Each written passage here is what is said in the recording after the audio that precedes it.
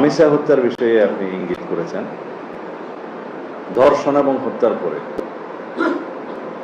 আসামিকে 7 ঘন্টার ভিতরে গ্রেফতার করতে আমরা সক্ষম হয়েছি। আদালতে স্বীকারোক্তিমূলক জবানবন্দি দিয়েছে, সাথে সাথে একদিনের মধ্যে সেই 164 স্টেটমেন্টে তার সহযোগী অপরাধী হিসেবে তার স্ত্রীকেও, তার নামও এসছে, তাকেও গ্রেফতার করা হয়েছে। আমরা খুব দ্রুততার সাথে আদালতের অনুমতি নিয়ে ডিএনএ টেস্ট করিয়েছি। সেই টেস্ট 3 দিনের সময় লাগে, 3 দিনের মধ্যে সেটা সমাপ্ত হয়েছে। রিপোর্ট কালকে বিকেলে জমা হয়েছে।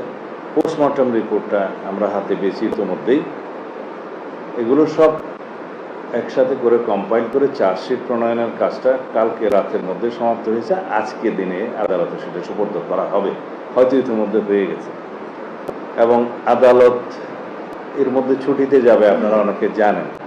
কিন্তু এই বিশেষ আদালতটা ছুটি মাননীয় চিফ জাস্টিস বাতিল করার চিন্তা করছেন। এখনো হয়েছে কিনা আমি জানি না, এটা আইন মন্ত্রণালয় ডিল করছে।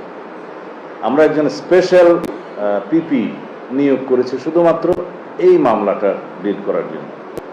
সবকিছু বিবেচনায় আমরা আশা করছি যে আজকের মধ্যে তো চার্জশিট প্রদান করা হবেই, এবং খুব সম্ভবত 5 থেকে 7 দিনের ভিতরে এই বিচার কার্য সমাপ্ত হবে। এর চাইতে বেশি কিছু করার আমাদের পক্ষে এই মুহূর্তে আর বোধহয় সম্ভব না।